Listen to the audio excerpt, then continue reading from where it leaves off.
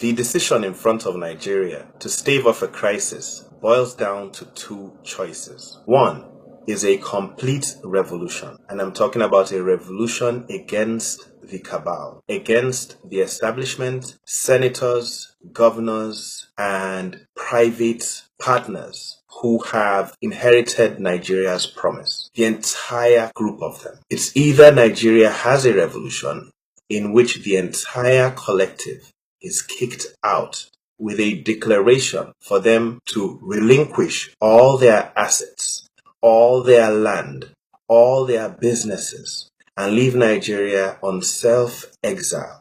And this includes the National Assembly.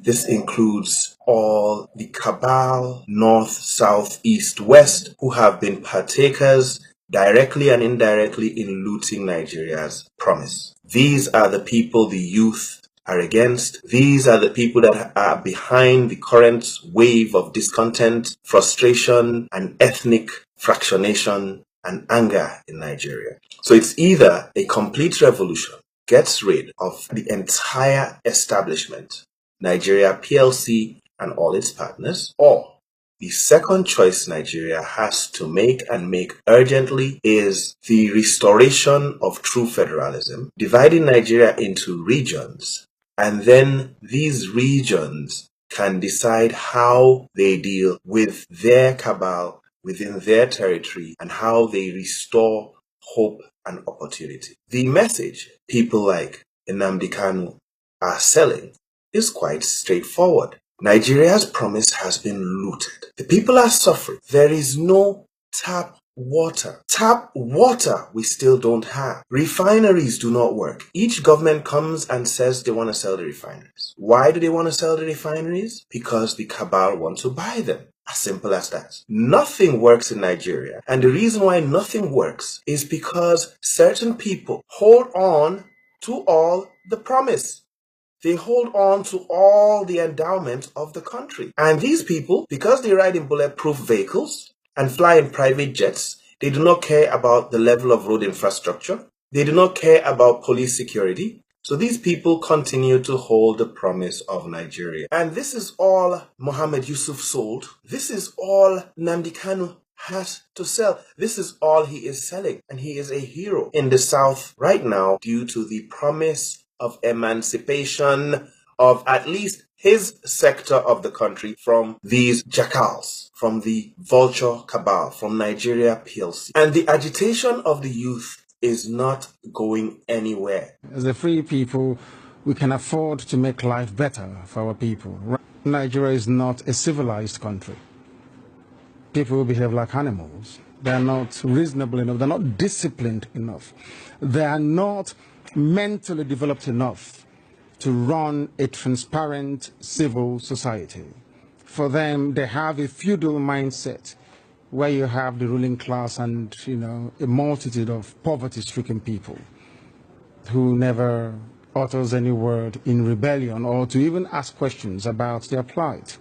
That is one thing we are determined to challenge. Didn't you go through the roads and see how horrible they are? Didn't you see how unkempt everywhere is? How filthy and dirty everywhere is?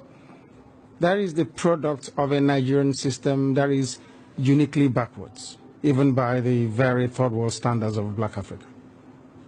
That's the fact, and people must face up to it. How come you hear about all those uprisings in the north where southern Christians are being slaughtered and nothing gets done about it? Are you telling me that that is normal? People are in the north out of a dire need, necessity more or less, to try and survive. Because here, the entire production process has been emasculated by people and policies that are geared towards ensuring that our people exist in perpetual state of poverty, and that is unacceptable to us. What we're asking the world to recognize is that we want to live in peace, not in pieces. And this is a similar desire shared by Ojukwu and my very self.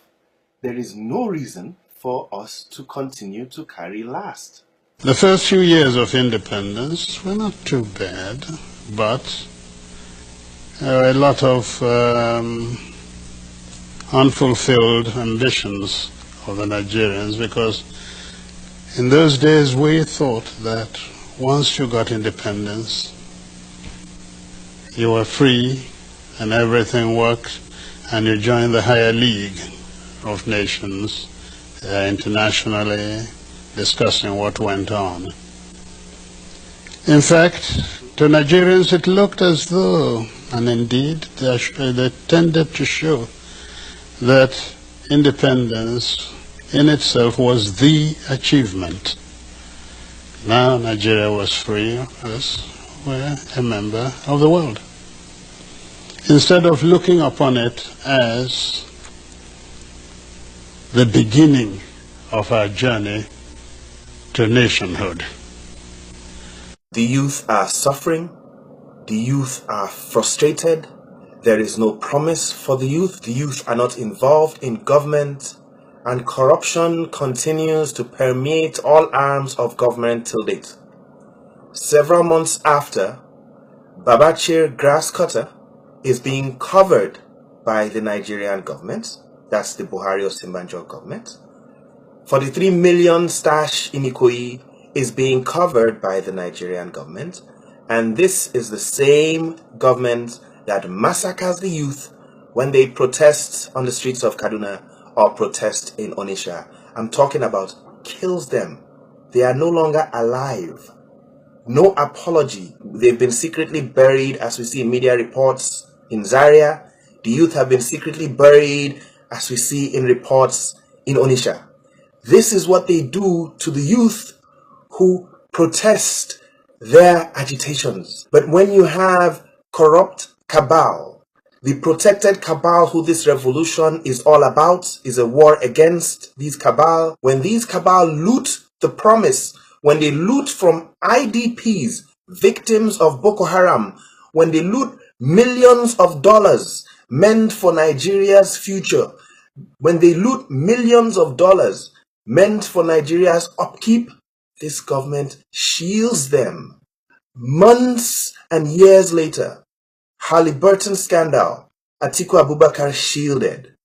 Halliburton scandal, Obasanjo shielded. This is the crux of the problem. And this is what Nigerian youth have decided they shall have no more of. The cabal are afraid. They see it coming. Babangida has called for restoration of regionalism. All groups, politicians are beginning to join us in calling for it, because that is one of the only options Nigeria has on the table. It's two options, and it's time people think about these options and choose which one favors them more. Either the entire establishment of corrupt politicians and cabal relinquish everything they have amassed and set out of Nigeria on self-exile, or true federalism is restored. And the premier of each region can decide how they want to advance their region and how they want to tolerate their cabal within each region, and the regions can compete with each other towards progress and fulfillment of the promise that a nation should guarantee its citizens. It's time we make a choice. If we do not make a choice, the final option might not be so tasty.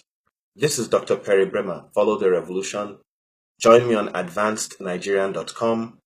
Follow me on Twitter @EveryNigerian.